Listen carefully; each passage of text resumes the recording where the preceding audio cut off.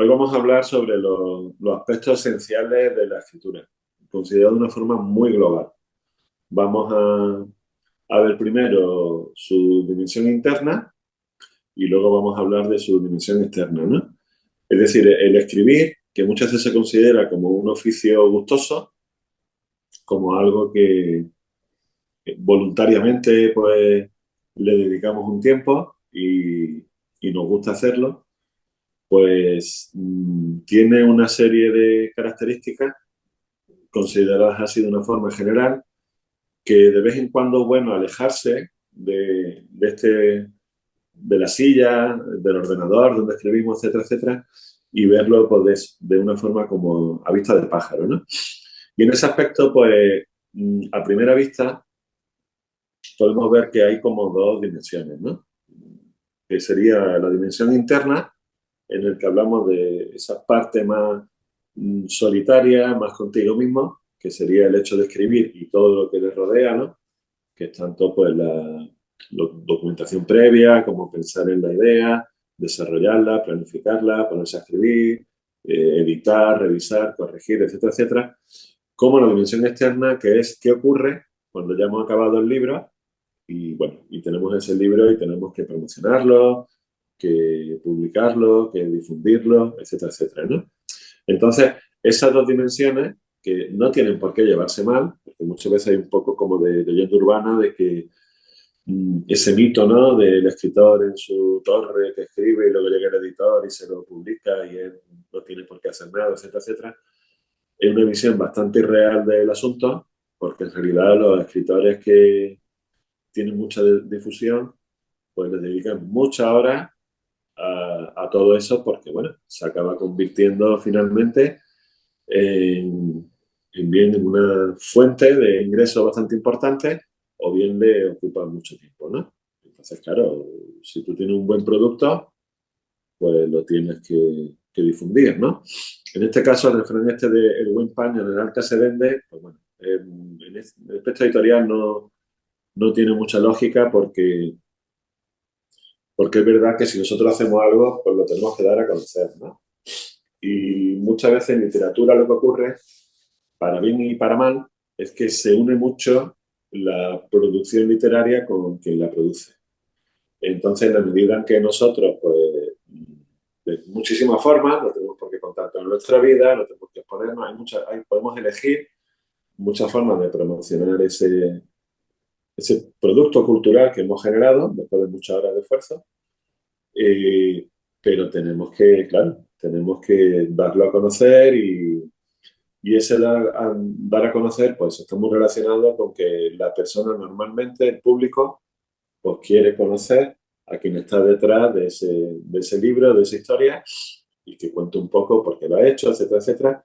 Entonces todo eso, pues también es una parte bastante importante de la literatura, porque al fin y al cabo, la inmensa mayoría de las personas, porque en producción artística hay de todo, pero la inmensa mayoría de las personas lo que quiere es compartir toda esa dedicación con los demás, ¿no? Y bien ya, pues, hacerle pensar a los demás, entretenerlos, que pasen un buen rato, que se hagan preguntas sobre las cosas, o simplemente el puro y gustoso hecho de contar una historia, ¿no? Y que esa historia, pues, les diga algo a los demás, ¿no? Entonces, pues bueno, vamos a ir bien, vamos a ver en primer lugar lo que sería la dimensión más interna, esa que nos solemos estar en una parte así más con nosotros mismos.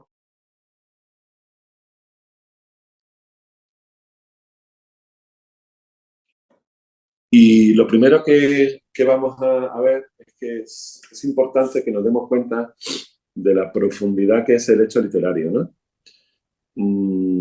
¿Por qué? Porque cuando nosotros escribimos, no solo nos comunicamos a posteriori con los lectores, sino también, en primer lugar, lo hacemos con nosotros mismos, ¿no? Nosotros cuando estamos haciendo una novela, un relato, un libro de poemas, etcétera, etcétera, tenemos que pensar, tenemos que explorarnos. Escribir un libro muchas veces es un viaje interior, Puede ser un viaje interior a tus propias experiencias, a tus recuerdos, a tus sensaciones. También puedes proyectar todo eso en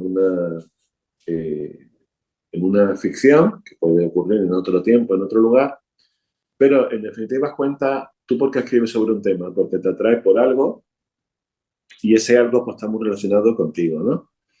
Entonces, claro, este proceso de indagación, de búsqueda de un tema en concreto, de contar una historia determinada, nos hace conectar mucho con nosotros mismos, con nuestros anhelos, con nuestros miedos, con nuestros deseos, experiencias, y todo eso pues, va conformando lo que es la ficción, ¿no? Y por eso la ficción se dice que es la mentira más verdadera que existe, porque a través de algo que no existe, porque lógicamente en una narración es algo que no ha pasado, pero en el momento en que se abre el libro, pues comienza a pasar, ¿no? En la mente de cada lector, ¿no? Entonces, en ese aspecto es muy importante que nos demos cuenta que la literatura es un proceso de autoconocimiento propio, ¿no? Valga la redundancia.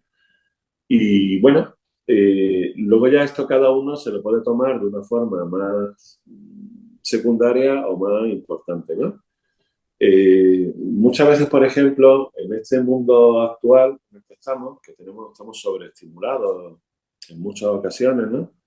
Pues tenemos, aparte de la vorágine de la vida cotidiana, de las obligaciones, de las tareas, etcétera, etcétera, pues también tenemos el móvil, las redes sociales, los canales de películas, de series, la televisión, la multitud de los deportes, etcétera, etcétera. O sea, tenemos muchísimas empresas que están constantemente pugnando por nuestra atención. Entonces, claro, eso genera que tú en ese aspecto estás solo respecto al poder que tienen esas legiones de personas que trabajan para eso. Y claro, esas personas pues, lo que quieren es robar tu atención, ¿no? Bueno, robar o que le des atención. Tampoco vamos a tener, vamos a ser lo más neutros posible, ¿no? Es simplemente que se dedican a eso. Entonces, en realidad la literatura es un poco todo lo contrario, porque es desconectar de todos esos estímulos para conectar contigo mismo, ¿no? Que es lo que hablábamos en un principio. Y en ese aspecto fundamental, por ejemplo, muchas veces es recomendable que antes de ponernos a escribir, bueno, pues que pongamos el móvil en modo avión, que nos desconectemos de internet, etcétera, etcétera, y conectemos con nosotros mismos.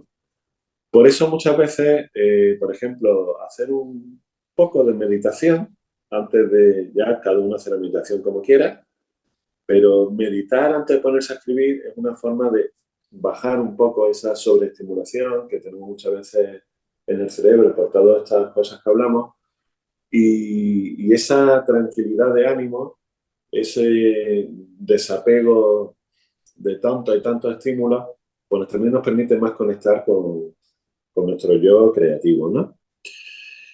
En ese aspecto vamos a desglosar ahora un poco qué significa lo literario.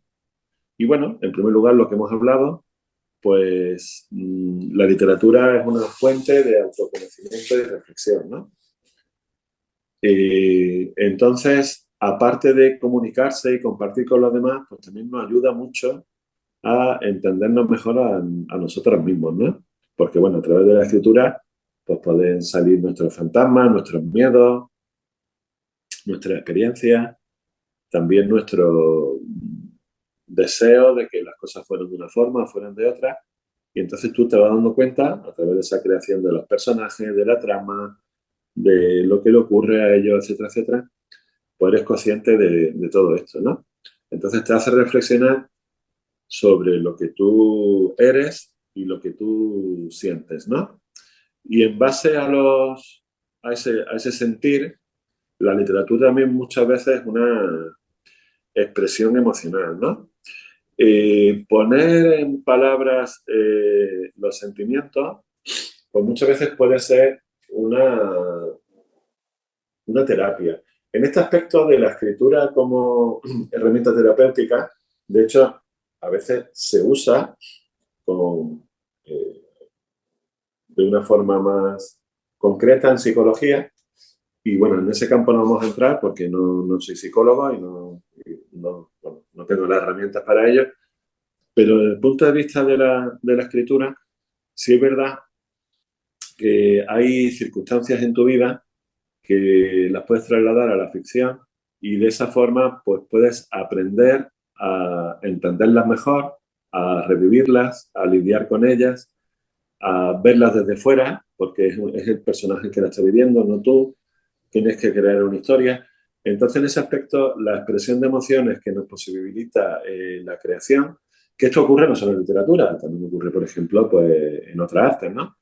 Yo recuerdo ahora mismo, por ejemplo, cómo surgió el cuadro del Grito de Dora Munch, ¿no? Y fue que él iba por la calle y de repente pues tuvo un ataque de, bueno, de agorafobia, de ansiedad, de pánico, y él iba paseando con dos amigos y de repente él pues se fijó en el paisaje y vio que el paisaje se ponía tuvo ahí como no exactamente una alucinación, sino un momento en el que él vio como que el paisaje se ponía de repente muy rojo, es decir, como que se entraba en sintonía con su sentimiento en ese momento, ¿no? Y se agarró a una baranda y se vio pues muy solo. Entonces, luego él, que tuvo esa experiencia, su amigo, ¿está bien? O sea, lo que puede pasarle a cualquier persona, ¿no? Sí, sí, no me encuentro mal, estoy bien, estoy bien. Y él después pues, fue a su estudio y pintó ese cuadro, ¿no? Que más, curiosamente, ese cuadro tiene bastantes versiones. Munch hizo bastantes versiones del cuadro. El caso es que, por ejemplo, con Munch, ese ataque de ansiedad o de pánico, la agorafobia que le dio, pues le posibilitó generar un cuadro en el que él compartió esa angustia con las demás personas y uno cuando ve el grito, pues sí ve esa expresión emocional fuerte, ¿no? La reconoce, ¿no? Otro ejemplo muy interesante en este aspecto, y ahora nos vamos a la literatura, es cuando Dostoyevsky escribe El idiota, pues Dostoyevsky era epiléptico. Y Dostoyevsky, para él, la epilepsia, lógicamente la epilepsia, pues en fin, es una enfermedad y como tal hay que tratarla, tampoco hay que romantizar la enfermedad, pero bueno, también es una parte más de la vida, ¿no? Y hay que aceptarla, ¿no? Y Dostoyevsky muchas veces, pues él, la epilepsia la vivía de una forma no exactamente positiva, pero sí veía, bueno, pues decía, bueno, pues esto, claro, me pone unos límites, pero también me abre otras posibilidades, ¿no?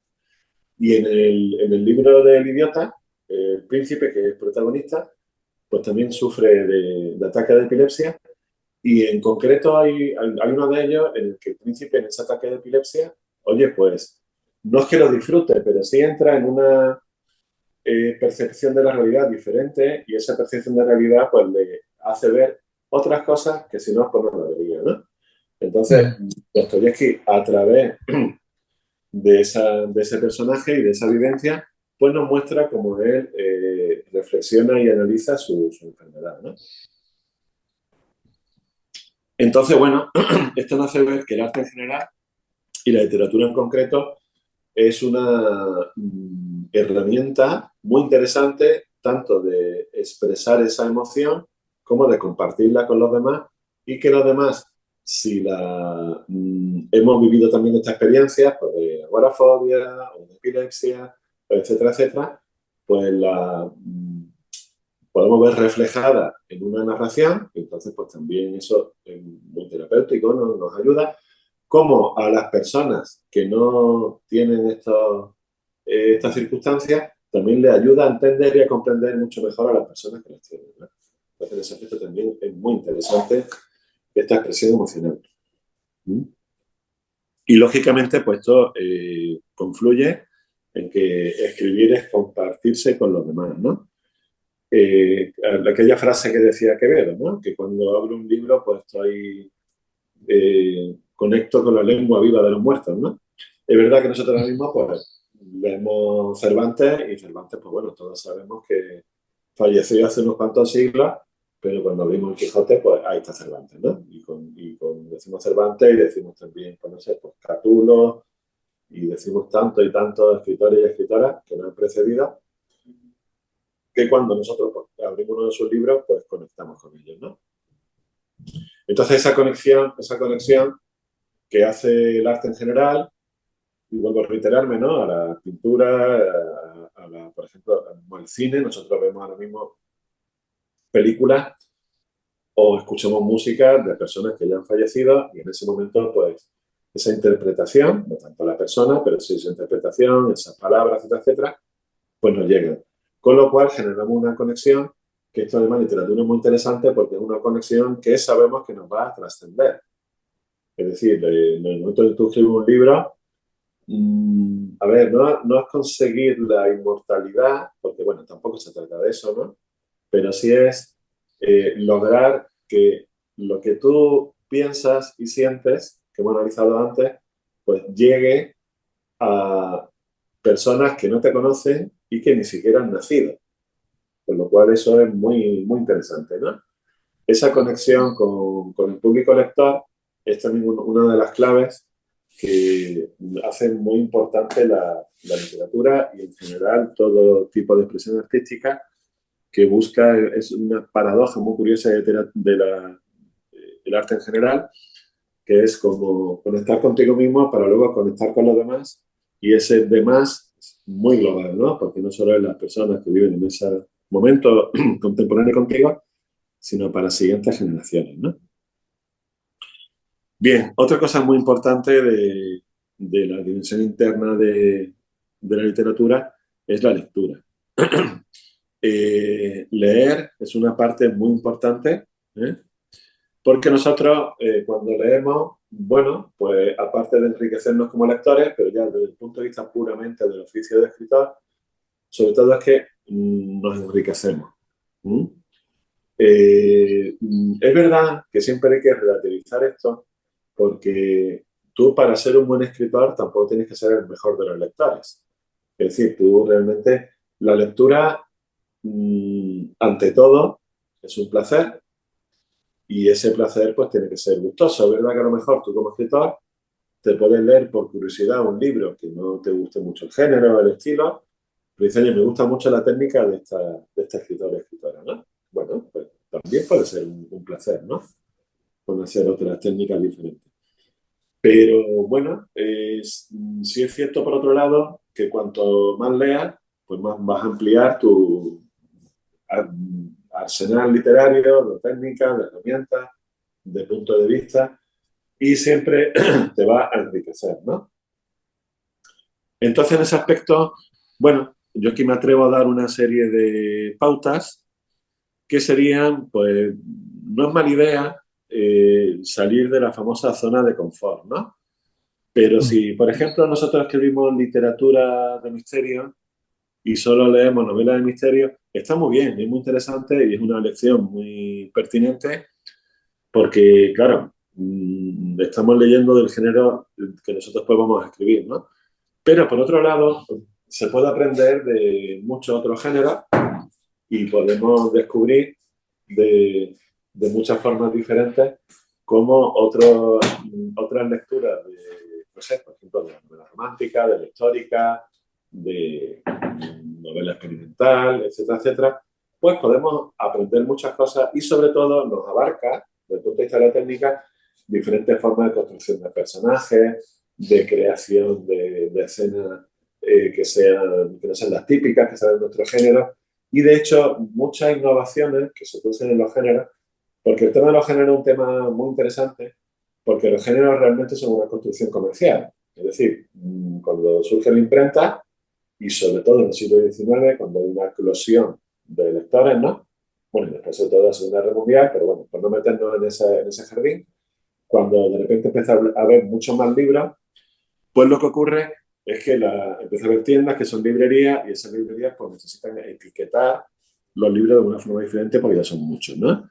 Ya no son 20, 100 libros, sino que son cientos o miles de libros, ¿no? Entonces poco a poco iban apareciendo los géneros.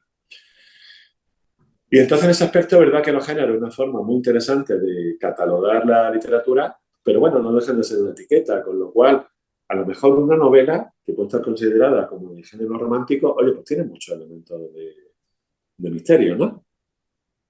Entonces, muchas veces podemos descubrir cosas que nos convienen o que nos interesan como escritores leyendo otros géneros y otros estilos. Porque a lo mejor igual a ti solo te gusta leer por literatura más contemporánea, pero si te lees, por ejemplo, los llamados clásicos o literatura de otras culturas, otros países que tú no sueles transitar, pues puedes descubrir cosas muy interesantes. ¿Eh? En definitiva, todo lo que nos nutra como escritores, pues está bien, y de vez en cuando siempre es bueno, pues abrir un libro que tú dices, uy, yo esto es que no lo abriría para nada, pero te puedes llevarte una muy buena sorpresa.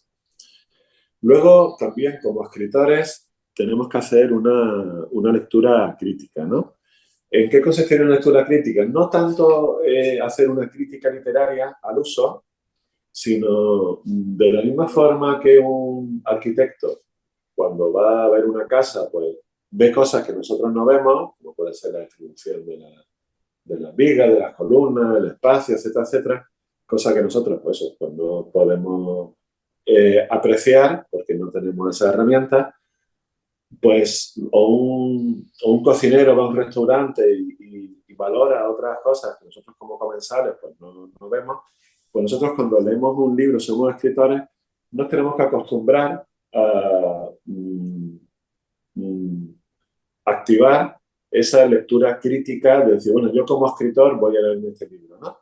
Yo también considero que siempre es importante que, aparte de activar esa lectura crítica, también es muy sano que incluso siendo escritores, también leamos por placer, ¿eh? Porque muchas veces cuando escribes no te puede volver solo un técnico, ¿no? De esta misma forma que un arquitecto puede disfrutar vivir en una casa que no haya construido él, o un cocinero disfrutar mucho de una comida, de vez en cuando es muy sano desactivar esa parte crítica técnica, ¿no? Porque, hombre, también no podemos privarnos del placer de leer por ser escritores, ¿no? Entonces, en ese La, aspecto yo... la de formación profesional, ¿no? Claro, exactamente, exactamente. Que no puedes ver siempre las cosas con esa misma... Entonces yo solo veo como unas gafas, que bueno, me voy a poner las gafas de crítico, ¿no? Y yo normalmente lo que sugiero es que la primera lectura la hagas por puro placer y la segunda lectura pues la hagas ya desde el punto de vista técnico, porque además ya el recuerdo de la primera lectura, donde has disfrutado como lector, pues te hace centrarte en otros aspectos más técnicos, ¿no? Porque si no estás haciendo como dos lecturas a la vez, como lector y como escritor, ¿no? Entonces eso ya puede ser un poquito más lioso, ¿no? Vale. Y también una buena recomendación sería tomar notas, ¿no? Un diario de lectura no es mala cosa, es muy curioso porque este tipo de herramientas, que bueno, que pueden ser unos folios con un clip, pero es verdad que este tipo de herramientas eran más habituales en otras épocas, ¿no? Siglo XIX, principios del siglo XX, la gente llevaba lo que se llama diario de lectura. Y este tipo de técnicas están volviendo. De hecho, yo tengo una de la editorial Bárbara Fiore, que me la regalaron, es muy bonito, que es un diario de lectura. Y una cosa muy interesante, porque una cosa nos pasa mucho a la gente que leemos con frecuencia y nos sorprende un poco, es que leemos un libro y a los 4 o 5 años ya no recordamos muy bien su argumento, ¿no? Eso es muy normal, porque la retentiva que tenemos, a no ser que tengamos una memoria idiática, de esta que lo recuerda absolutamente todo, bueno, pues tú te metes en un artefacto creativo muy complejo, y entonces, claro, cuando tú ya has leído 200 libros más, es que es normal que se te olvide, porque esa retentiva tú la tienes a corto, a medio plazo, ¿no? Sí tiene una idea general, pero bueno, a veces se te olvida, ¿no? Entonces, ese aspecto de un diario de lectura es muy interesante porque ahí anotamos, pues, lo que nos ha gustado del libro, las técnicas, las observaciones, y esa retentiva que hacemos en el corto plazo luego nos ayuda mucho a la hora de volver al libro con esa lectura crítica, ¿no? Entonces, la sugerencia de diario de lectura es una cosa bastante interesante, ¿eh? Si somos escritores. Bueno, y como somos escritores, ¿qué es lo que nos define, no? Pues escribir. Bueno, pues escribir, lógicamente, es el núcleo de la creación literaria, ¿vale? Escribir no es otra cosa que transformar ideas en palabras y eso es lo que es escribir, ¿no? Algunas sugerencias que podemos dar para escribir. Bueno, pues una práctica regular. A ver, cuando decimos regular, no decimos obligatoriamente una frecuencia determinada, ni una escribir diariamente, etcétera, etcétera. Cada persona es un mundo y hay personas que funcionan muy bien y eso es estupendo, escribiendo de una forma cotidiana y diaria, genial y maravilloso, pero hay otras personas que por sus circunstancias, su personalidad, pues les gusta a lo mejor escribir, mira, yo escribo un día a la semana, escribo 10 horas y luego ya el resto de la semana pues no escribo. Bueno, pues muy bien. O personas que escriben 2 o 3 veces en semana, o personas que escriben más en vacaciones, o lo que sea, ¿no? La regularidad es una cosa que hay que adaptar a cada persona. Es verdad y es lógico, por otro lado, que si tú tienes una regularidad diaria, pues lógicamente se va a afianzar más una serie de cosas, pero esto siempre hablamos de una forma general, porque luego puedes ver que otras personas, pues esa regularidad diaria, pues le haga alejarse de lo literario, ¿no? Entonces cada uno tiene que encontrar su acomodo y su mejor forma de escribir, ¿no? Pero es verdad que la práctica hace el oficio y cuanto más escribas, pues mejor y te vas a encontrar escribiendo, ¿no? Lógicamente siempre con la advertencia de que por mucho que escribamos, los primeros borradores siempre son primeros borradores, ¿eh? Nunca hay que pretender hacer directamente una obra maestra y eso, porque eso no le pasa absolutamente a nadie.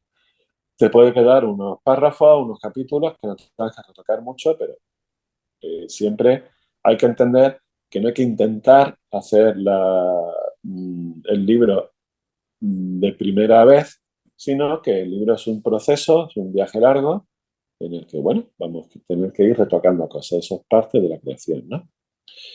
Otra cosa bastante importante es que encontremos nuestra voz propia, ¿eh?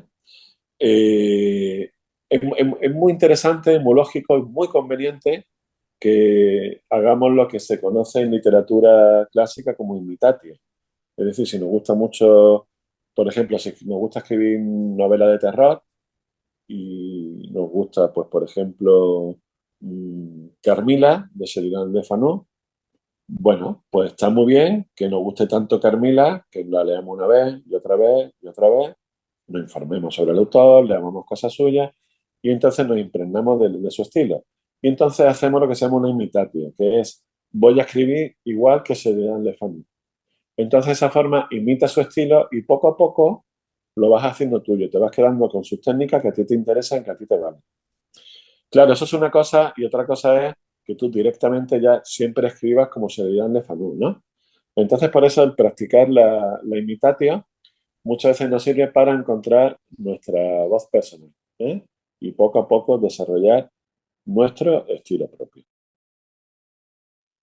Y finalmente, bueno, aquí tenemos la gran dinámica y discusión y polémica siempre abierta entre planificar o no planificar, escritor brújula, escritor mapa, etcétera, etcétera. A ver, yo aquí normalmente siempre recomiendo por lo menos probar una vez, aunque sea solo una vez, a escribir con planificación, ¿eh? Porque muchas veces la escritura esta que se dice de brújula, bueno, también depende mucho de lo que escribas. Para un relato, sí. Para un relato, el hecho de planificar poco es, de hecho, lo habitual. Pero para una novela, que es un artefacto creativo muy complejo, que es como un viaje muy largo, lo interesante es planificar, ¿eh? Entonces, en ese aspecto, por lo menos prueba una vez y luego ya, si lo que quieres, no, yo me gusta que se me ocurran las cosas mientras escribo, que no sé qué, que no sé cuánto. Bueno, si te funciona, porque es verdad que la creatividad, una vez más lo decimos, cada persona es un mundo, cada persona es diferente y oye, si a ti te funciona y te viene bien el no planificar nada, pues hazlo. Pero es verdad que en la inmensa mayoría de las personas trabajar según una serie de pasos, luego ya cada cual pues hace esos pasos como le venga mejor, normalmente pues no viene bien, ¿no? Entonces siempre es recomendable, al menos para la inmensa mayoría de las personas, que escribamos con una cierta estructura y una cierta planificación. Y una vez que hemos escrito, pues pasaríamos a la edición, ¿no? A la revisión del texto, ¿no? Nosotros tenemos ya un borrador y ese borrador pues tenemos que editarlo para que realmente pues diga lo que realmente nosotros queremos decir desde un principio, ¿no? La primera vez que nos acercamos a esta revisión, a estas revisiones, pues primero haremos una revisión global, que siempre es interesante hacerlo después de una pausa, después de haber escrito todo el texto, después de haber fluido, siempre interesante que esa lluvia, ¿no?, creativa empape bien el terreno y dejarlo un poco que eso, ¿no?, que la lluvia no se quede en la superficie, sino que pase un tiempo y, y fertilice nuestra tierra creativa, ¿no? Sí, Entonces, yo suelo meter un par de lecturas desde que ¿ah? termina el primer borrador, suelo meter un par de lecturas, un par de libros y después empezar con la edición, sí. Esa pauta está muy bien, porque así descansas de activar, ¿no? Vuelves al lector y claro, te metes en otra historia. Pues sí, está muy bien pensado esa. Te lo voy a copiar, Pepe. Está muy bien pensado, sí, esa idea. Mm. Y bueno, en esta primera revisión, pues hacemos como un vuelo a vista de pájaro, ¿no? Por la historia. Hacemos una revisión así como, bueno, lo leemos, a ver qué nos parece, qué nos parece. Sí podemos ir cambiando cosas, pero bueno, sobre todo es como volver a conectar con nuestra propia historia, ¿no? Luego haríamos una revisión más de detalle, ¿eh? Nos enfocamos en la estructura de la historia, en la trama, en los personajes, en el ritmo, etcétera, etcétera. Y ahí nos enfocamos bien. Y luego finalmente haríamos una revisión más dedicada al texto, ¿no? Es decir, una revisión general, así de vista de pájaro, luego una revisión más de contenido y luego una revisión más de textual, ¿no? Aquí ya vemos los errores gramaticales, los ortográficos, eh, las frases, los párrafos, cómo funcionan, cómo no funcionan. Ya sería una revisión más de texto. De todas formas, hay personas que les gusta primero revisar ante el texto, luego los personajes. Aquí ya cada uno se ordena como quiera, pero esto suele ser lo habitual, ¿eh? Primero una global, luego una más de contenido puramente literario, argumentos, personajes, etcétera, etcétera, y luego una más ya del texto, ¿no? Se supone que el texto es lo último que debemos de pulir, ¿vale? Y finalmente, pues bueno, está el famoso tema de los lectores alfa, los lectores beta, porque la escritura siempre es bueno tener que sacarla al público, que es como ese pequeño público que pueden ser los lectores alfa y los lectores beta, ¿no? Obtenemos esta retroalimentación y también puede ser interesante que nos haga un acompañamiento o un seguimiento, un asesor o un spin doctor o un profesor de escritura, eso ya como consideremos oportuno, ¿no? O un editor profesional, ¿no? Siempre, de todas formas, yo lo que recomiendo es que al final de todo este proceso haya una corrección profesional. Yo eso lo veo fundamental, porque por mucho que te lo corrija un amigo, etcétera, etcétera, bueno, pues un corrector profesional es, como su propia palabra dice, un profesional que nunca ha leído el texto antes, se va a fijar solo en la parte textual y te va a hacer una corrección ortotipográfica y, si también lo estimamos oportuno, de estilo, ¿no? Un corrector profesional nunca considerarlo un gasto, siempre es una inversión. Y bueno, si haces autoedición, pues sería parte de esa inversión que tienes que hacer para editar. Y ya si trabajas con una editorial convencional o tradicional, normalmente la editorial es quien se encarga de hacer esa corrección externa, ¿no?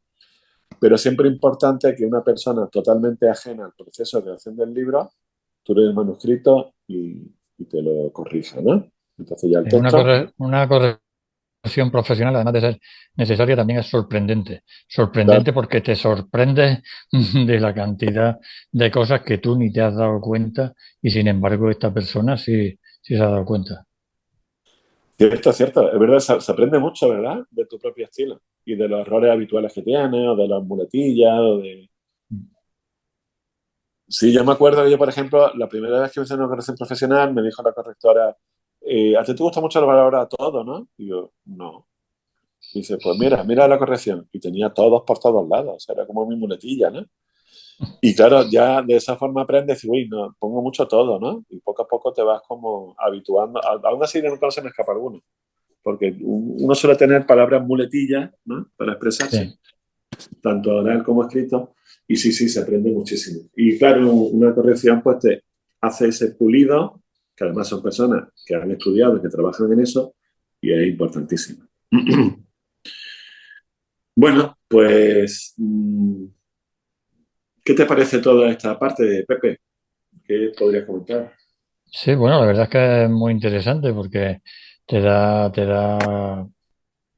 ejemplos de cosas para que mejore tu sistema de escritura, tu manera de plantearte un horario una manera a la hora de terminar de escribir, como las correcciones y demás. Yo todo eso soy un poco autodidacta, ¿no?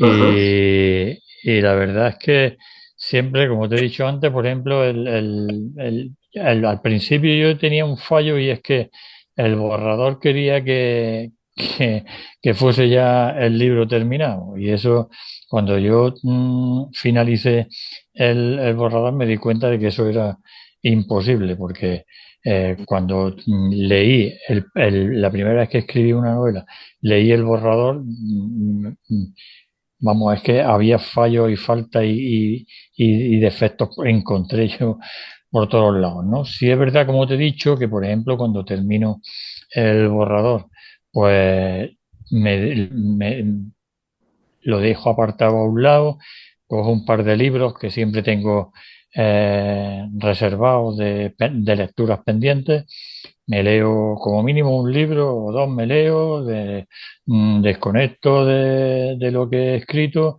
y eso me ayuda a relajarme y a cuando llegue la hora de empezar con la revisión del libro, con la primera lectura, pues estar con otro ánimo, porque yo no sé si a ti te pasa, pero a mí escribir hay veces que me cansa e sí, incluso llega a agotarme, ¿no? Parece que no, pero hay días que yo termino de escribir y bueno, parece que es que he estado eh, haciendo, no sé, echando una casa abajo.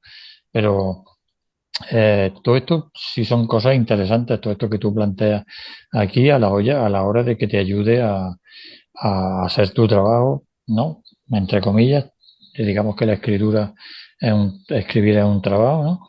Y la verdad que está bien. Yo ya te digo que termino el borrador, que me leo un par de libros o algo así, de las que tengo pendientes. Siempre tengo una nota con lecturas pendientes. Pues si te digo que tengo una nota ahí, que hay 30 o 40 libros pendientes de leer, lo mismo me quedo corto, ¿no? Y luego las revisiones, yo suelo ir haciendo revisiones hasta que ya llega en una de esas revisiones en la que apenas si corrijo o cambio o modifico algo, ¿no? Cuando ya yo he terminado de leer y casi lo he leído el manuscrito del tirón, entonces digo, bueno, ya para mí está. Y ahora ya entramos en el proceso de darlo a leer, ¿no? Yo tengo la fortuna de contar con una persona que es profesor de literatura, otro amigo que es profesor de historia y luego gente que le gusta leer y que se brinda a leer el manuscrito y la verdad es que aportan mucho y enriquecen mucho el texto. Ya, por supuesto, una vez que está todo ese trabajo hecho, ya cuando lo entregas a la editorial y la editorial hace, como has dicho tú antes, una corrección profesional, mm, esa corrección, ya te digo, de que a mí, cuando a mí me llega la corrección del corrector de ortotipografía y cuando yo veo la cantidad de cosas que esta persona ha corregido, pues la verdad es que me sorprendo, ¿no? Son cosas, además son cosas que tú muchas veces dices, bueno, pero es increíble que todo esto se me haya pasado a mí, ¿no? O sea que es importante. pues sí, y tiene mucha razón. Y sí, lo que comentas en cuanto a esos momentos en que la escritura es como una piedra muy pesada, sí, cuando escribimos pasamos por todo tipo de situaciones así, ¿no? Situaciones de mucha euforia y también situaciones de cansancio. Eso es parte del oficio y luego con la práctica, pues bueno, vas entendiendo que es una parte más del proceso, que hay momentos en Sí, los que te sientes más cansado y bueno, pues hay que descansar. sí, El descanso viene de eso, ¿no? De quitarse el cansancio de encima y volver a escribir, ¿no? Pero sí, ahí sí, soy todo parte de la novela, ¿verdad? Que te cuestan siempre un poquito más que otras, que sí, sí, sí, sí, blancas. sí. Luego lo que tú has dicho de establecer un plan, una guía, ¿no? Yo, por ejemplo, cuando escribo, yo Sí. sé cuál es el principio y sé cuál es el final. Sé Ajá. en qué va a acabar la historia que yo quiero contar. Ujú. Y luego siempre tengo un archivo de anotaciones en las que yo voy anotando cosas, voy eh, preveyendo cosas que pueden pasar o no pueden pasar, yo voy anotándolas y Ujú. conforme voy llegando a esa situación de la historia, consulto esas notas que yo tengo tomadas y si me interesa agregarlas, pues las agrego y si no, pues las descarto. Pero siempre Ujú. tengo cosas ahí pendientes. Sí es verdad que sé cómo empieza la historia y sé cómo tiene que terminar o cómo debe terminar la historia. Y el Ujú. camino que hay desde el principio hasta el final, ahí voy desarrollando la historia hasta que llegue a ese final que yo quiero o que yo quería llegar. Ujú. Bueno, pues una fórmula muy interesante, claro que sí. Lo importante es que hay muchísimas fórmulas y lo que decimos, ¿no? Cada escritor tiene su estrategia y su fórmula de hacerlo y si te funciona, pues maravilloso. ¿Mm? Es lo importante siempre de esto. Bueno, y ahora vamos a hablar de la dimensión externa, ¿no? Se supone que ya hemos acabado el libro y ahora pasamos a esta parte que, como hemos dicho en un principio, que muchas veces nos parece, pues eso, que, uy, qué incomodidad, qué pereza, etcétera, etcétera. Pero es una parte también importante de la literatura, porque a la medida en que nosotros, queremos compartirnos con los demás que nos conozcan, nos tenemos que dar a conocer, ¿no? La primera parte de todo este proceso pues sería lógicamente la publicación, ¿no? Actualmente, pues el paradigma se ha abierto mucho. Antes solo había una serie de editoriales, publicaba muy poca gente, pero ahora gracias a la introducción de Internet y de la impresión digital, que cambió totalmente la forma también de imprimir, todo ha cambiado mucho, ¿no? Todo un cambio todavía muy reciente y bueno, todavía lo estamos asimilando en cuanto a sociedad. Y además hay que también ver que el concepto de publicar, porque bueno, el libro es un formato de publicación, pero existen muchos más formatos, ¿no? Como puede ser una página web o puede ser una red social, etcétera, etcétera. O sea, ya el concepto de publicar se ha abierto mucho, ¿no? Es verdad que nosotros como escritores pues seguimos siendo bastante fetichistas del concepto de libro, y más un objeto muy, no tiene batería, se puede llevar a cualquier sitio, se conserva muy bien, etcétera, etcétera. Es muy dúctil, ¿no? Tiene eh, muchas ventajas, pero también podemos publicar de muchas formas diferentes, ¿no? En cuanto a la edición en concreto de un libro, pues bueno, aquí tenemos ya esta famosa dualidad que se ha generado entre editorial tradicional o autoedición, ¿no? La editorial tradicional, bueno, pues es un camino que se puede recorrer. No es un camino fácil. Bueno, en realidad en literatura, en esta parte, la dimensión externa, si lo interno ya es complicado, ¿verdad? Tantas horas que hay que echarle un libro, pues también aquí tenemos que echarle bastantes horas a todo esto, ¿no? Entonces, en una editorial tradicional, si estás por ese camino, pues tienes que buscar en Internet, que es lo más habitual, las editoriales que se acomoden a tu género, a tu forma de escribir. Siempre es recomendable pues no mandarle propuestas de lectura a un montón de editoriales sin ton ni son, sino ver su catálogo, ver si casa su catálogo con lo que tú escribes, observar si tienen abierta la recepción de manuscritos, etcétera, etcétera, una serie de parámetros. Y entonces, bueno, pues lo recomendable en ese aspecto es mandarle tu manuscrito a varias editoriales y esperar. Y en ese aspecto tener paciencia y entender que una editorial normalmente recibe muchísimos manuscritos y bueno, ahí ya pues entramos en una consideración de que esas personas pues tienen una serie de mecanismos para analizar los manuscritos que le llegan, pero hay que ser muy paciente. ¿eh? Hay que armarse de paciencia en ese aspecto, porque normalmente te van a responder a los meses, que suelen tener mucho trabajo, y la respuesta, en la mayoría de los casos, pues no suele ser positiva, ¿eh? Porque hay muchísimos manuscritos, mucha gente que quiere publicar en editoriales tradicionales, porque además da mucho prestigio, eso de publicar en una editorial tradicional, todavía tenemos esa idea, y entonces, pues bueno, pues es un proceso bastante largo, paciente y que no te asegura, ni mucho menos, que se vaya a publicar. Pero por otro lado, pues te puede ocurrir, ¿no? Entonces en ese aspecto hay que tener tesón y paciencia, ¿no?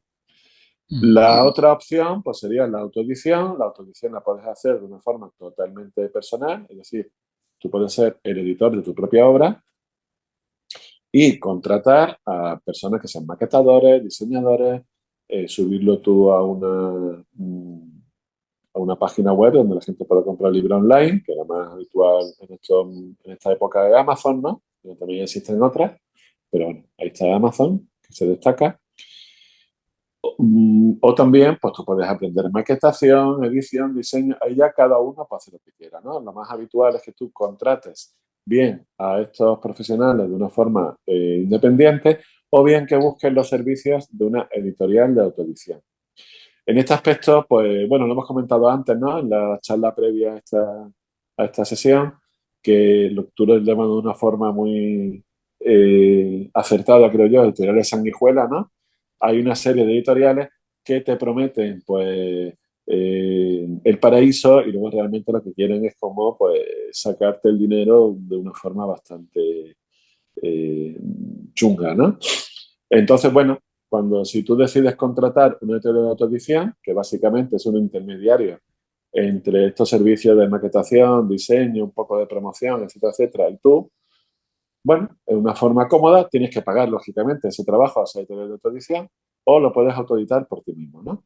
Ahí ya dependiendo un poco de eso, ¿no?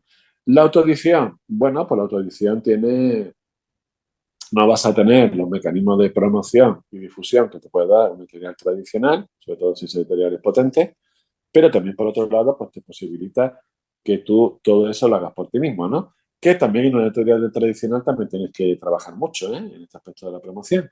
Pero bueno, es verdad que en este aspecto pues también hay una serie de herramientas que te pueden dar mm, pues esa difusión que tú pretendes. Lógicamente, un autor o una autora en el catálogo de Anagrama o de Planeta va a tener mucha más oportunidad de difusión que si tú lo haces por tu cuenta, pero eso no quiere decir que tú por tu cuenta poco a poco te vayas generando un público lector, ¿no? Bien, otra cosa muy importante cuando vamos a promocionar nuestro texto es que nos aseguremos de que el manuscrito tenga una calidad antes de mandarlo bien a editoriales o antes de autoeditarlo, ¿no? Es decir, es importante que ese manuscrito, sobre todo en el caso de que lo autoeditemos, porque bueno, si se nos mandamos a una editorial, siempre está esta corrección que va a hacer la editorial, ¿no? Pero si lo autoeditamos, que no haya falta de ortografía, que esté bien maquetado, o sea, que sea, es como si ponemos un restaurante y lo ponemos con sillas que cojean, con mesas sucias, etcétera, etcétera, ¿no? Tenemos Sí, que además cuidar, te puede llevar sorpresas muy desagradables sí, y te puede encontrar con problemas ya irreparables. O sea que claro. Exactamente. Entonces, pues eso siempre tenemos que cuidarlo mucho porque estamos publicando, o sea, estamos haciendo algo, presentándolo al público, ¿no? No estamos dando a un amigo que va a ser más comprensivo, sino estamos dándole un producto a una persona que va a pagar por él, ¿no? Entonces, pues tenemos que ser siempre responsables de nuestro producto, ¿no? Si decides enviar el manuscrito a una editorial, pues hay que hacer una propuesta editorial que se llama, una propuesta de lectura, que normalmente se compone de una carta de presentación, un resumen del libro y a veces los primeros capítulos. En este aspecto es importante que nos fijemos en los requisitos que nos pide la editorial para enviar manuscritos. Hay editoriales que te van a pedir manuscrito entero, hay editoriales que te van a pedir los primeros capítulos, o otras incluso solo un breve resumen, ¿no? O sea, hay absolutamente de todo porque son empresas, que cada empresa pues tiene su forma de actuar en referencia a esta recepción, ¿no? Entonces, bueno, siempre lo interesante es que todo lo que hagamos, carta de presentación y resumen del libro, hacerlo lo más conciso posible. Ten en cuenta que esta persona, pues probablemente ese día va a abrir 50 o 60 correos electrónicos con propuestas de editoriales y tenemos que ser, hombre, decirte la información importante, pero que no hagamos un correo ahora de 14 páginas contando toda nuestra vida, ¿no? Porque eso normalmente, además de que nadie se lo va a leer, va a ir en contra tuya, ¿no? Y también, bueno, también un poquito por ese respeto que hay que tener a esas personas que en las editoriales pues trabajan como primera línea de filtraje y que te va a ayudar mucho también a ti como escritor el presentar las cosas de una forma concisa, detallada y sobre todo breve. ¿Eh? Luego ya, pues si te decides por la autoedición, bueno, hemos hablado de Amazon, que es la KDP, ¿no? Como se suele conocer, que es la más conocida. Hay otras como Ingram Spark, Smashwords, también, ¿cómo se llama esta de...?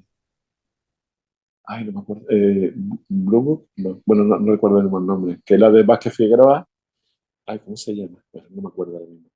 Bueno, hay muchas plataformas, pero es verdad que Amazon aquí es la número uno, ¿no? Por lo menos en la actualidad, ¿no? Y tanto Ingram Spark como Smashwords funcionan más en el mundo anglosajón. Otra posibilidad de autoedición es también hacer un crowdfunding o una colecta, como se llamaba antes, ¿no? Para eso hay páginas concretas. En España funciona muy bien, y más yo lo he hecho y las recomiendo, Berkami. Berkami es una plataforma de crowdfunding que funciona muy, muy bien. Son muy serios, son muy eficientes, son muy responsables y normalmente pues, te posibilita una promoción, una difusión del libro, que básicamente tú lo que haces es presupuestar lo que te va a costar esa autoedición y se lo pides a las personas antes de sacar el libro, ¿no? Entonces las personas actúan como micromecenas, te pagan el libro por anticipado, tú por eso le das una serie de recompensas, que pueden ser pues, el libro dedicado o algún detalle en especial que le envías a ellos y así obtienes la inversión del libro antes de realizarlo, ¿no? Y también es una pequeña campaña de promoción que realizan, ¿no? De hecho, incluso hay editoriales convencionales que trabajan con Berkami, porque hacen como también aprovechan esta campaña de difusión y se aseguran una serie de libros antes de lanzarla al mercado, ¿no? Con lo cual, estas de las campañas de micromecenazgo son muy interesantes. Bueno, ¿cómo promocionamos el libro? Pues, lógicamente, redes sociales, aquí ya en las redes sociales, pues cada uno lo que le vaya mejor y donde se considere más cómodo. Ahora mismo las más potentes, a día de hoy, pues tenemos Twitter, si eres muy polémico y te gusta, porque Twitter es como un salón del oeste, ¿no? O sea, está todo el mundo peleándose, ¿no? Si tú eres muy polémico, tienes un perfil bien político, bien marcado en algún caso, y te gusta discutir y polemizar, Twitter es tu plataforma. Aquí, por ejemplo, autores como Pérez Reverte se mueven como pez en el agua, ¿no? Luego hay un sitio mucho más tranquilo, Facebook. En Facebook hay una mucho más relajada la cosa, los discursos son mucho más tranquilos y en Facebook, pues sobre todo lo utilizan las personas que son maduras, ¿no? De 40, 50 años para arriba, hay mucha presencia en Facebook, ¿no? Instagram está todo el mundo, con lo bueno y con lo malo que tiene, porque si está todo el mundo, es que también va a haber pues, muchos más libros, muchas más personas, pero Instagram también es verdad que tiene un modo normalmente muy suave y muy tranquilo de actuar. Aquí tanto Facebook como Instagram, que pertenecen a Meta, pues, en fin, han optado por una presentación de las personas y una comunicación que suele ser amable. ¿Eh? En Twitter no, Twitter hay que ir con un puñal en los dientes y en Facebook e Instagram pues con cierta amabilidad y cierta tranquilidad, ¿no? TikTok, pues TikTok es la plataforma, aunque cada vez más gente entra, pero en líneas generales hoy en día, porque ahora que las cosas van cambiando, pero hoy en día TikTok es la plataforma para la gente joven. ¿Eh? Es decir, hay muchas personas jóvenes, sobre todo estos son brechas generacionales. Mi padre tiene Instagram, mi abuelo tiene Facebook y yo pues tengo TikTok, ¿no? Que ahí no entra ni mi padre ni mi abuelo a ver lo que hago, ¿no? Entonces, muchas veces pasa eso, ¿no? Es verdad que después hay gente en todos lados. Es verdad que tanto Twitter como Facebook se van quedando cada vez más en generaciones mayores. Yo prácticamente cuando hablo con gente joven, nadie tiene Twitter. O sea, para ellos el Twitter le suena como el sitio ese donde se pelea la gente mayor, ¿no? Y claro, la cascarribea todo lo que quiere, ese tipo de cosas, ¿no? Pero para ellos Twitter les suena como algo muy viejuno, como dicen ellos, ¿no? Y en ese aspecto, bueno, pues tú eliges tu público y no pasa nada, ¿eh? Si tú eres muy joven y quieres entrar en Twitter o Facebook, puedes entrar. Y si eres también, tienes ya una cierta edad y quieres entrar en TikTok, pues también, no pasa nada. Pero es verdad que son las líneas un poco generales, ¿no? De esta forma, pues hay que compartir contenido con la audiencia. Es muy importante que tengamos en cuenta que no solo tenemos que hablar de nuestro libro, ¿eh? Porque si solo hablamos de nuestro libro, es una red social, tienes que hablar también de ti, en la medida en la que tú quieras. No tienes que contar tu vida, no tienes que poner una foto de cada café que tomas, o sí, si es lo que quieras, pero muchas veces pues, puedes hablar de temas que en general te interesen, ¿no? Viajes, jardinería, cocina, historia, etcétera, etcétera, porque así poco a poco va generando como una conexión con otras personas, ¿no? Otra cosa que puede ser buena, aunque ahora se diga que no, porque no, la gente no entra en Internet, pero sí, todavía hay muchos millones de personas y de hecho es que hay como un movimiento de personas que están muy cansadas de redes sociales y están volviendo a Internet, que incluso se está produciendo en la gente joven, ¿eh? Están muy cansadas ya de tantas redes sociales, etcétera, etcétera, y hay como una síntomas o señales de que hay gente que está volviendo a una Internet más tranquila, más relajada, menos llamativa, pero que quizá por eso pues hay cierta búsqueda de más, de una comunicación o un disfrute de Internet más sosegado, ¿no? Entonces, en ese aspecto, tener un blog o una página web también puede ser interesante porque también funciona como una especie de portfolio, ¿no? De todo lo que haces. Y bueno, ahí con subir una entrada al mes, lo que te gusta, sobre escritura, sobre historia, sobre religión, lo que te guste, ¿no?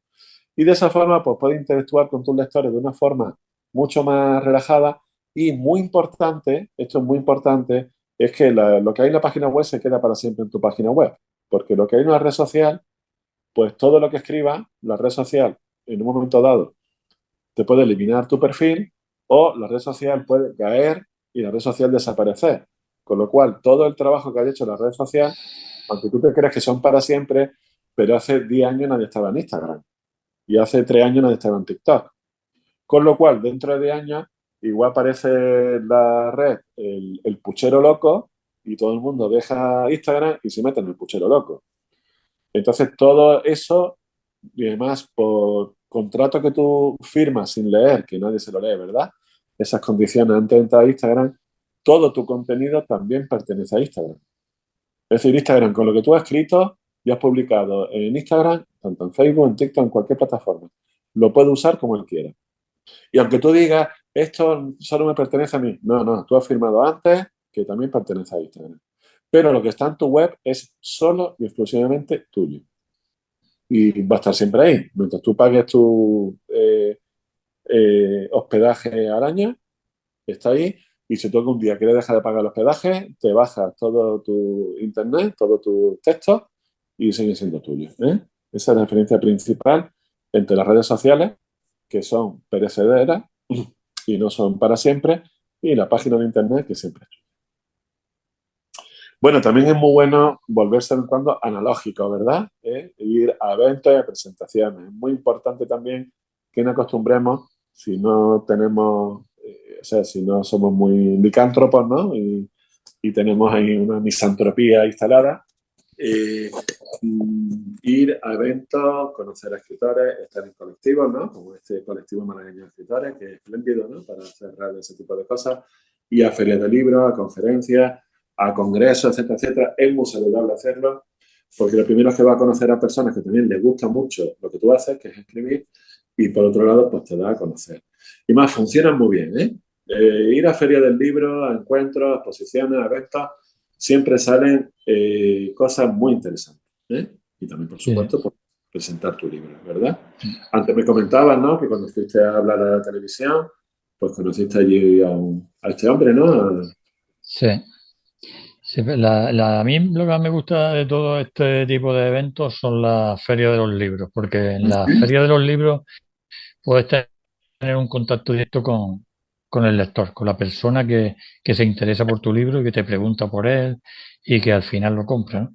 Y a mí me gusta, de la feria de los libros me gusta participar procuro participar en todas las que puedo porque tienes la posibilidad de tener un contacto directo con la persona que está comprando o que va a comprar tu libro, con el lector. Te plantea preguntas, te hace cuestiones, incluso gente, no solo que ha ido a la feria del libro y ha visto tu libro y se ha interesado por él, sino gente que ya lo ha leído y que sabe que está allí y va a verte y a preguntarte y a decirte lo que piensa de tu libro. Sí, a mí la Feria de los Libros una de las cosas que más me gustan. Me lo paso muy bien en la Feria de los Libros.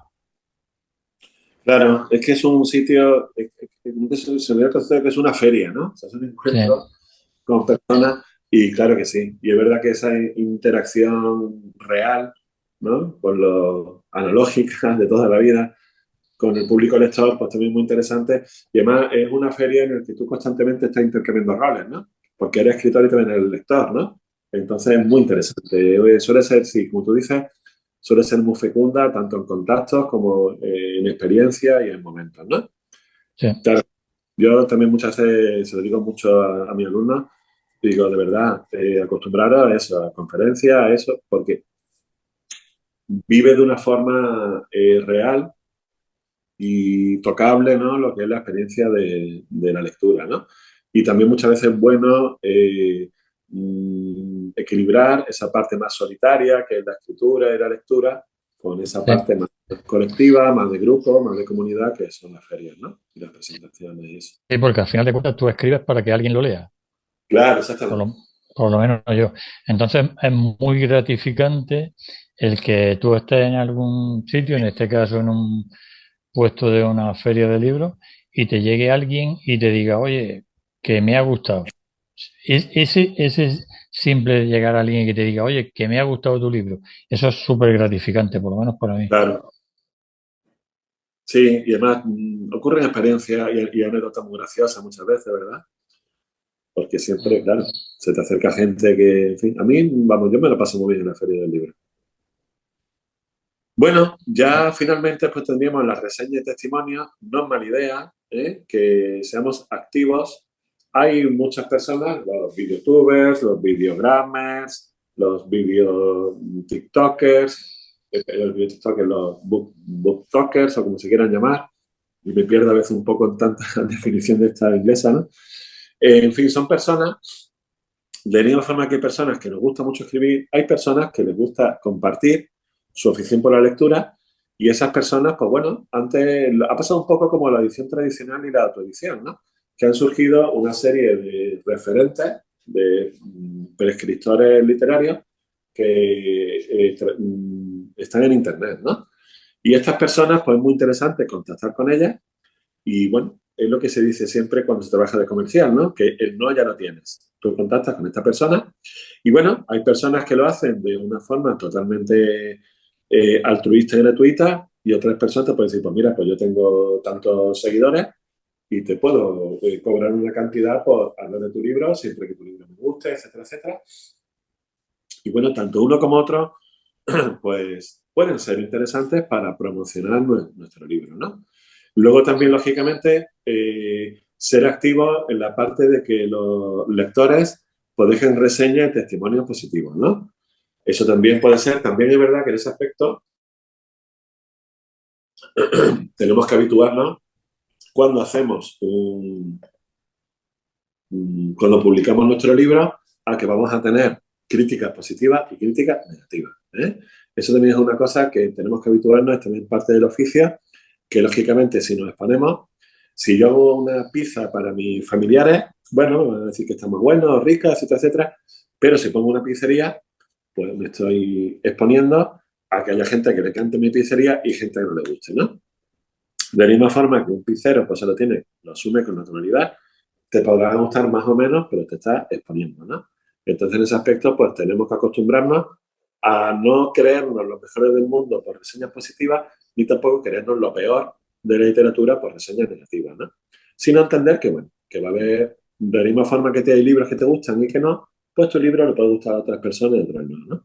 Es verdad que muchas veces, y eso pasa mucho en Internet, el que le ha gustado el libro, pues no dice nada, no expresa su opinión, y el que no le gusta se queda con ese resabio de yo tengo que decir que no me gusta, ¿no? Y bueno, también están los típicos trolls, en fin, hay de todo. Y por eso es bueno contrarrestar esa tendencia que hay de que la persona que tiene una visión positiva tiene esa pereza de haberse quedado con el gusto, haber leído un buen libro y ya está. Puedes contrarrestarla pidiéndole, siendo activos, de pedirle a los lectores que por favor que expresen su opinión, ¿no? Y ya está, ¿no? Entonces, de esa forma, si somos un poquito más activos, equilibramos un poco todo ese mundo oscuro de los trolls y de las personas que de forma muy legítima pues expresan su opinión de que no les ha gustado el libro, ¿no? Entonces, de esa forma, pues equilibramos un poco esa historia, ¿no? Luego también hay gente que compra reseñas, ¿no? Pero yo eso sinceramente no lo recomiendo porque lo primero es que creo que es un engaño uno mismo. Lo segundo es que, bueno, gente y muchas editoriales que lo hacen, ¿eh?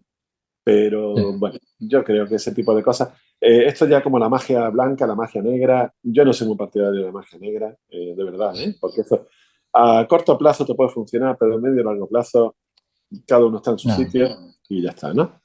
es engañarte a ti mismo. Claro, entonces no sé. Yo creo que entrar en esa estrategia, que de hecho, yo por ejemplo, sí, a una persona que te cobra por hacerte una buena reseña, oye, no deja de ser un trabajo, se tiene que leer el libro, tiene que analizarlo, tiene que hacer una reseña y bueno, y si a esa persona le ha gustado tu libro, oye, todo el trabajo que está haciendo y si esa persona lo considera que por eso tiene que tener un beneficio económico, me parece muy legítimo, pero ya lo de que una persona sin leer ese libro siquiera hable muy bien de tu libro, etcétera, etcétera, como esas cosas tan sospechosas que ocurren, ¿verdad? Que tú le mandas un manuscrito a una editorial y te responde al día siguiente, no ha encantado tu libro, no me ha gustado mucho, y, hombre, te Sí, lo he sí, leído sí. en las 24 horas, ¿no? Eso siempre te hace saltar las alarmas, ¿no? Entonces, como en todo, normalmente la zona de promoción y publicación es una zona gris. Te vas a encontrar cosas muy interesantes, cosas desagradables, gente te quiere estafar, gente maravillosa, te va a encontrar un poco de todo, ¿no?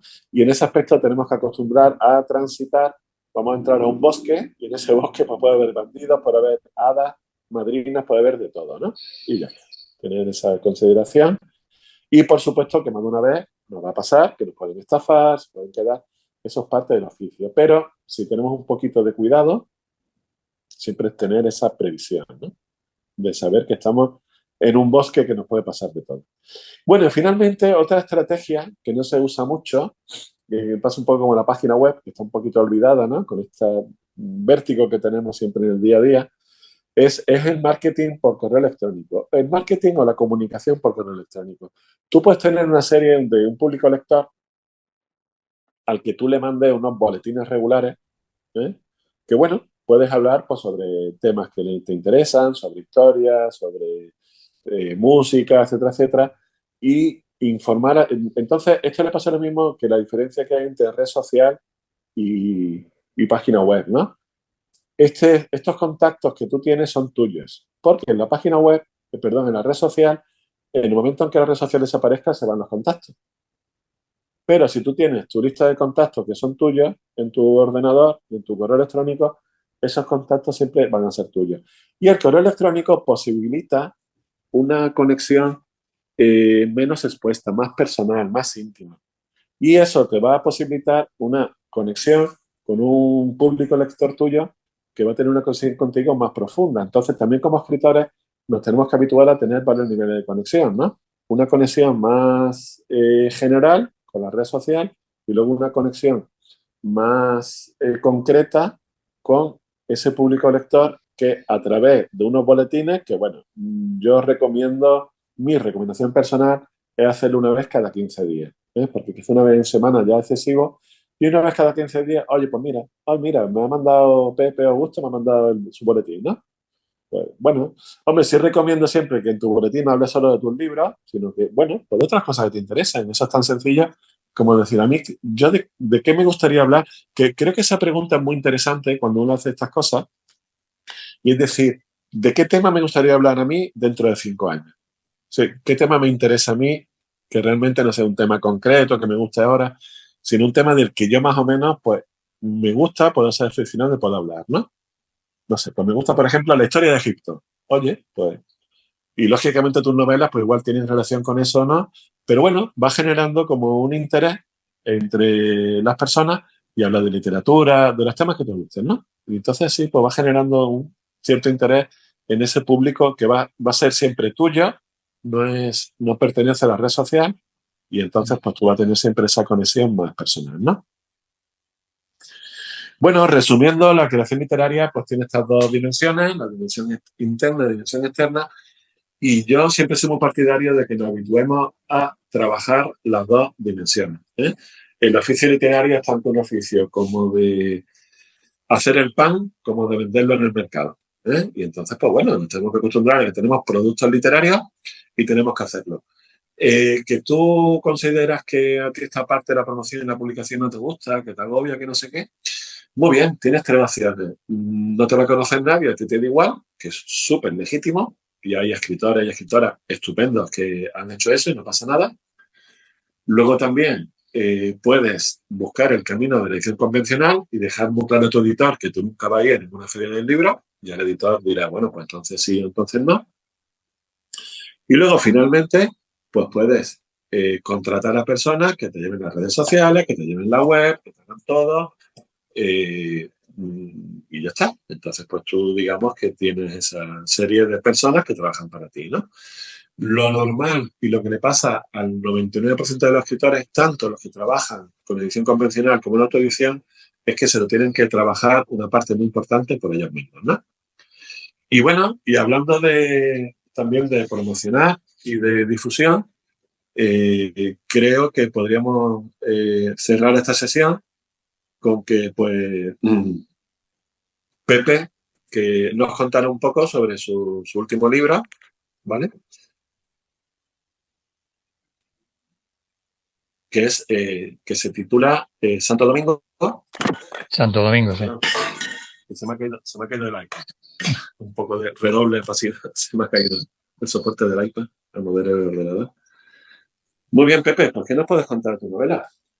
Bueno, pues Santo Domingo es un proyecto que yo tenía muchas ganas de hacerlo, porque me gusta sobre todo la novela de este tipo, una novela de misterio, y estuve queriendo escribir esta novela que se mezclara la aventura de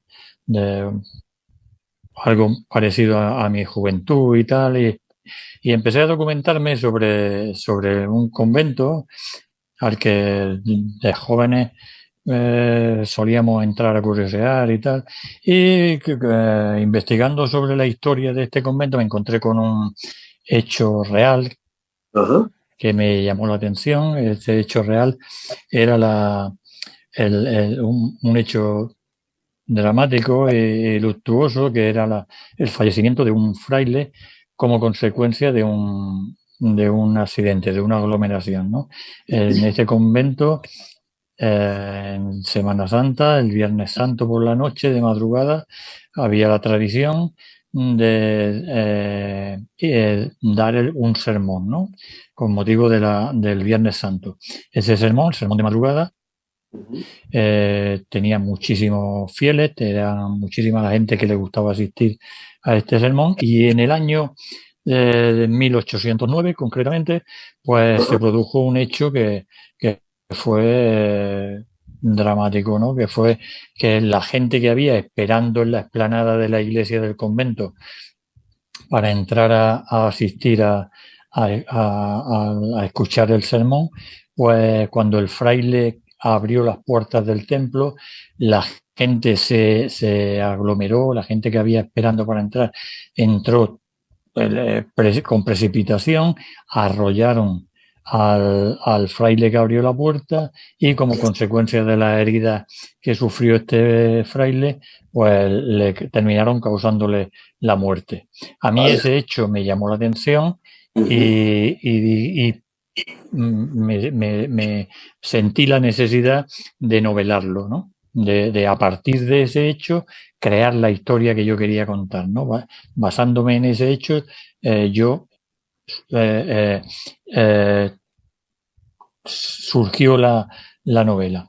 Y la novela es una novela de misterio en la que una comunidad de frailes, de dominicos, ¿no? Ujú. Una comunidad modesta que se dedicaban a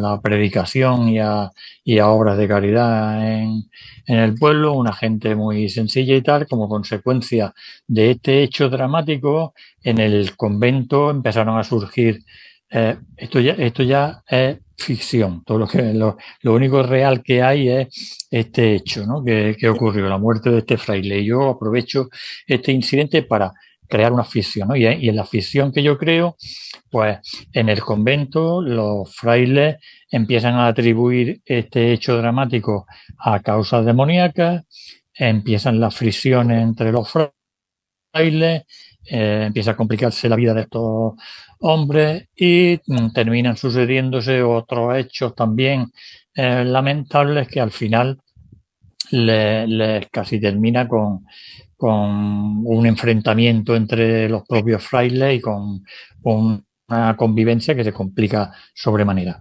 Al mismo tiempo que va surgiendo esta trama del año 1809, yo creo otra trama en 1900, que transcurre en el año 1972, de unos chavales jóvenes, inquietos, curiosos, que entran en el convento. Ya el convento está abandonado, está medio en ruinas y estos chavales jóvenes deciden entrar en el convento a curiosear, ¿no? Como uno quería entrar y tienen la mala fortuna de tropezar con el osario, ¿no? Ajá. Entran en el osario donde reposan los restos de estos frailes Ajá. a los que se les complicó la vida de esta manera, ¿no? Como consecuencia de una serie de hechos trágicos que suceden en el convento, y esos restos de estos frailes están allí, en el osario. Y digamos que esos restos contaminan a estos chavales y a estos chavales lo mismo que se le complicó la vida a los frailes, también se le empieza a complicar la vida. También a estos chavales empiezan a sucederle cosas, digamos, fuera de lo normal, ¿no? Y al final las dos tramas van caminando juntas hasta que casi al final de la novela casi convergen y terminan de una manera bastante, voy a decir, trágica, y no voy a decir nada más porque tampoco voy a desvelar el final de la trama, pero es una novela escrita con mucho ritmo, muy ágil, de una lectura amena y que también, como va combinándose las dos tramas, te van mezclando una historia y otra y resulta muy amena de leer. Ajá. ¿Y cómo fue el proceso de creación de la novela? Porque, claro, me imagino Bueno, que el proceso de creación de la contaría. novela, sí, el proceso de creación de la novela fue bastante complicado porque la novela tiene detrás un trabajo de documentación y de investigación muy grande. Estamos hablando de una época en la que yo no he conocido, que yo no he vivido, ¿no? Como el 1809. Tienes que documentarte sobre la historia de esa época, sobre los acontecimientos que pasaron en esa época, ¿no? Como la dominación francesa, y porque tienes que hablar con reflejar todas esas cosas dentro Claro. de la historia, ¿no?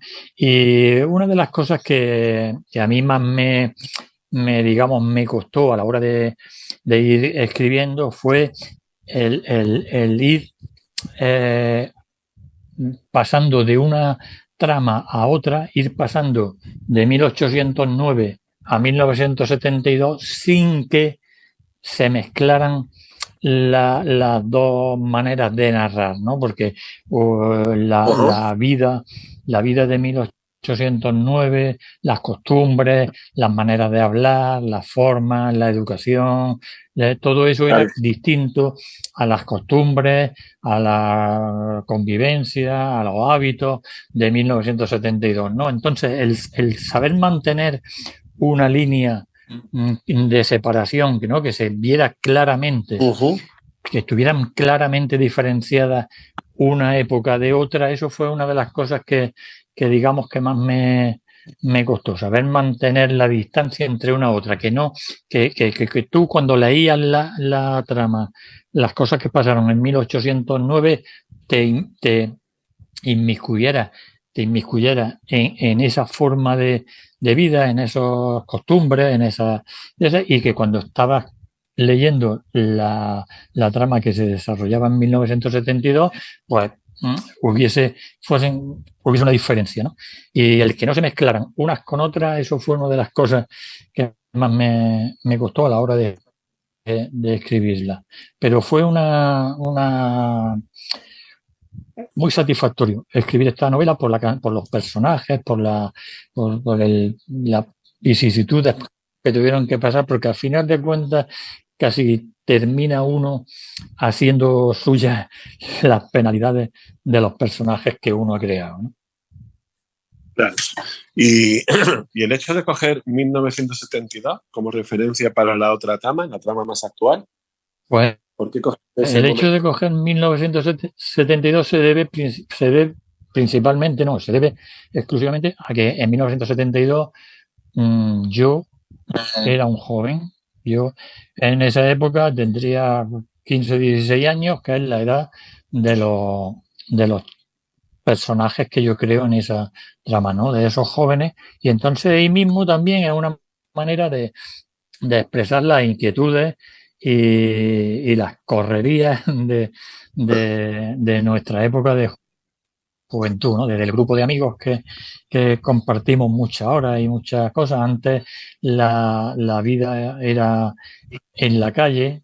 Hoy en día tenemos muchos recursos dentro de las casas que nos mantienen ligados en las casas, ¿no? Pero en aquella época, pues la vida se hacía en la calle, todo era en la calle y tenían el grupo de amigos que, y yo he querido casi pues eso, reflejar un poco la manera de vivir aquella época y principalmente porque como yo viví esa época, la conocida, Ajá. y entonces me salió muy fácil, ¿no? El ir hablando de esos años. Entonces hay también un contraste, un paralelismo entre la vida conventual, que es una vida cerrada, y la vida de estos chicos jóvenes, ¿no? En el 72, ¿no? Que es una vida Sí, más de calle, más... sí, la vida conventual, una vida más estricta, más de unas normas muy exigentes, de unos eh, horarios, de unas costumbres, de una exigencia, de un cumplimiento de unos ritos que a los personajes de esa época los tenía más, digamos, estaban dominados por todas estas normas, ¿no? Y sobre todo por las normas que exigía el pertenecer a una congregación de este tipo, ¿no? La congregación de dominicos. Claro. Yo tuve que descargarme mucha documentación de cómo vivían estos frailes, de cuáles eran sus costumbres, de cómo ejercían cada uno de sus ritos, de cómo participaban de las misas, de los sepelios, de las normas que tenían de comportamiento interno de la comunidad, en fin, es una comunidad cerrada, muy estricta y de una convivencia, digamos que muy dura. Sin embargo, la trama de 1972 es lo contrario, ¿no? Son jóvenes en una época que ya está empezando a terminar la dictadura, vida y había algo de rebeldía en esos chavales y tenían otra manera de vivir, de concebir el mundo, de concebir la vida completamente distinto. Pero sin embargo, esas dos épocas al final terminan casi convergiendo, ¿no? Como he dicho antes, y se complementan. Ajá. Y, y de los personajes que has creado, ¿le tienes algún especial cariño? Bueno, sí, hay personajes a los que, bueno, personajes le tienes cariño a todos, ¿no? Porque surgen de ti y porque en todo y cada uno de ellos pone algo de ti, ¿no? Pero hay un personaje que es la madre de uno de los chavales de 1972, ¿no? Una mujer, Mercedes, una mujer con una entereza increíble que se vuelca con su hijo intentando solucionar los problemas que él tiene y está siempre pendiente de él y lo acompaña en todo momento y al final esta madre termina también entregando casi su vida por su hijo, ¿no? Y un personaje muy tierno y a mí ese personaje de los que más me ha gustado escribir sobre ella. Y Hay otro personaje también que es un fraile que es Fray Bernardo, ¿no? Que además de ser fraile, este hombre tiene estudios de medicina y es un hombre con una visión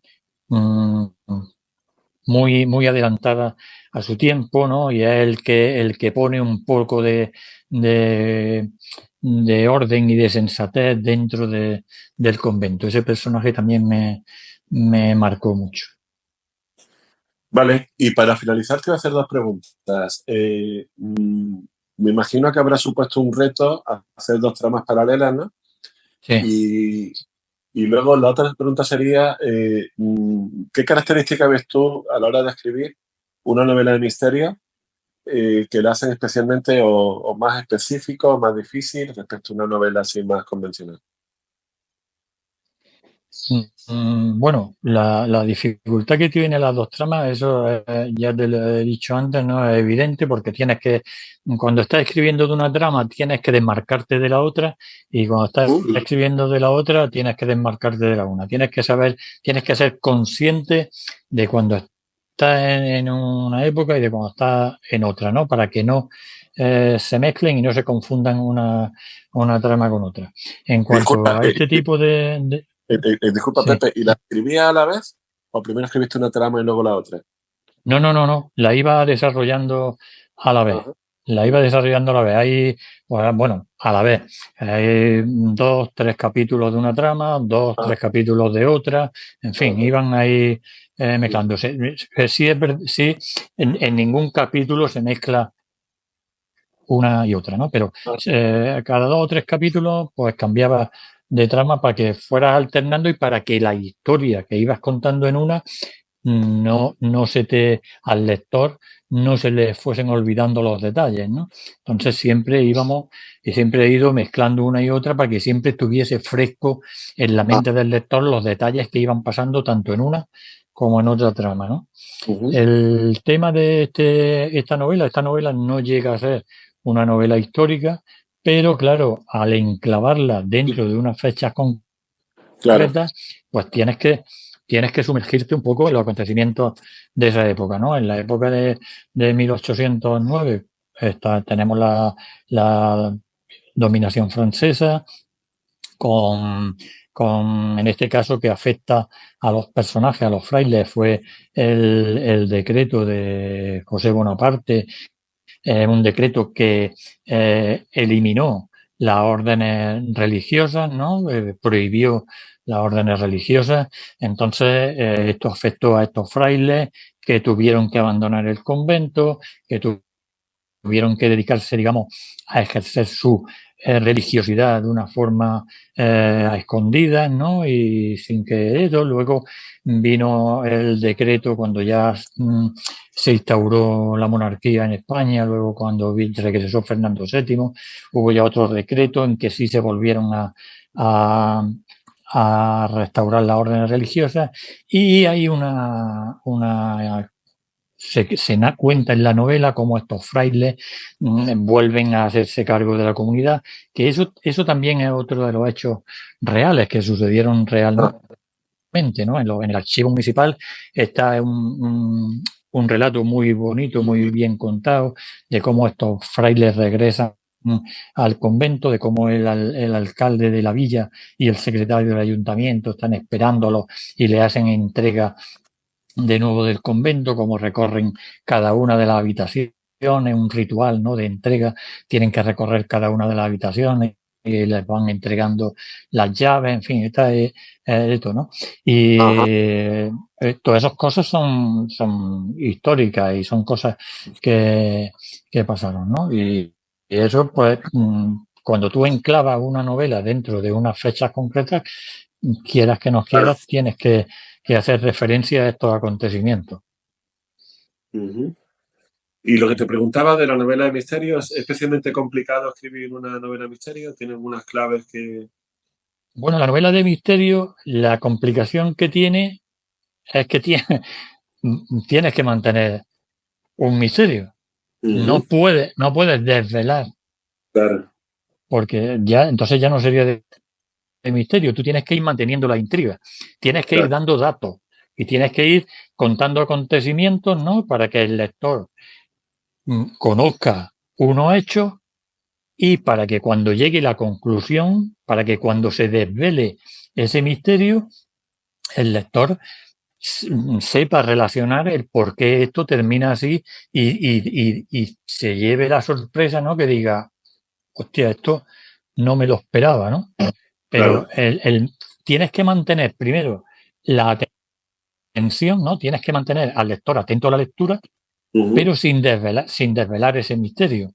Entonces, por eso yo he pretendido una lectura ágil, sin muchas florituras, con capítulos no muy extensos y para que fuese una cosa ágil y ameno. Y el tema de mantener el misterio, si lo he conseguido o no, bueno, los lectores lo dirán, ¿no? Pero la idea es esa, que no se desvele el resultado de la historia, las consecuencias que han tenido los hechos que han ido pasando, no se desvele hasta el final, claro. Bueno, pues entonces habrá que leerla. Muy bien. ¿Y ahora estás en algún proyecto?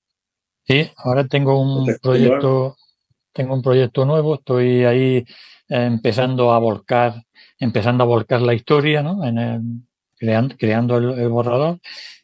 Una historia también así para dar unas pinceladas, ¿no? A grosso modo es la historia de una mujer que es concertista de piano, es una concertista de piano muy famosa y de mucho éxito, que en parte es una mujer de mundo, pero esta mujer tiene unos, digamos, vicios privados, secretos, que tiene que tiene que satisfacer, ¿no?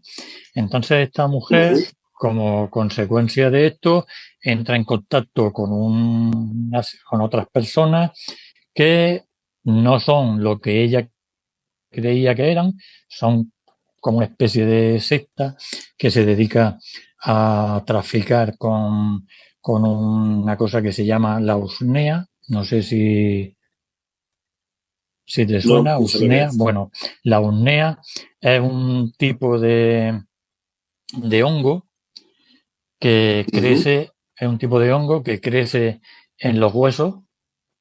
Entonces esta gente trafica con esto. Entonces, esta historia también tiene un trabajo de documentación y de investigación muy grande, porque esta urnea, esto es cierto, ¿no? Ya de la trama ya no te voy a decir nada más, primero porque no está casi ni terminada. Pero para poner datos sobre la mesa y hablando de este tema de la UNEA, ¿no? Yo he conocido esto porque hay referencias de finales del siglo XVIII, principios del siglo XIX, de gente que se dedicaba a traficar con esta UNEA, la UNEA humana, ¿no? Entonces esta gente tenía un mercado y porque había la creencia de que si tú ibas a la guerra, a participar en una guerra, de soldado o de lo que sea, si tú llevabas un saquito, ¿no? O un pequeño envoltorio con usnea de esta, con este tipo de hongo metido dentro del saco y lo llevabas en la casaca, esta usnea te protegía y no morías en la guerra, ¿no? Entonces, esta gente, todo esto es real, ¿eh? Esta gente complicaba todavía más la cosa y esa usnea la cogían de huesos, de cráneos, de gente que había sido ahorcada. O sea, que tenían que, claro, en aquella época, ahorcamiento era relativamente frecuente, ¿no? Entonces, tenían que buscar a una persona que había sido ahorcada, que se había completado el proceso de corromperse, ¿no? Y se quedaban solo los huesos. El hongo que crecía en el cráneo de un ahorcado, ese lo recogían, lo mezclaban con sangre de recién nacido y hacían un mejunje que eso lo vendían como algo milagroso que tenía unas propiedades increíbles, lo pagaban a precio de oro. Eso hasta aquí es real, ¿no? Y ahora yo monto una historia. Bueno, la verdad es que es un punto de partida muy interesante, la verdad. Y la verdad es que yo no conocía nada de esto. Una curiosidad muy, sí, muy curiosa, valga la redundancia. Pues muy bien, Pepe, pues oye, pues muy interesante tanto Santo Domingo como este nuevo proyecto que tiene entre manos, que bueno, la verdad es que se ve que te gusta entrar en los temas, trabajar los personajes, piensa en el lector, en que se lo pase bien mientras va transmitiendo la historia. O sea, son todos estrategias muy interesantes y que seguro que tu libro está muy bien y desde aquí pues invitamos a leerlo. Muy bien. Bueno, Pepe, pues todas estas sesiones han sido un gustazo conversar contigo. Igualmente. ¿Vale? Y ya, pues espero que algún día nos tomemos un cafelito o nos veamos en algún sitio. Sí. Y estas cosas, ¿vale? Seguimos en contacto y habrá que mantener esta amistad. Claro que sí. Que ha surgido a través de internet. Seguro que coincidiremos en algún lado, espero que sí. Seguro que sí. Bueno, pues un saludo, un abrazo. Igual, otro para ti, un abrazo. Y hasta luego. Hasta luego.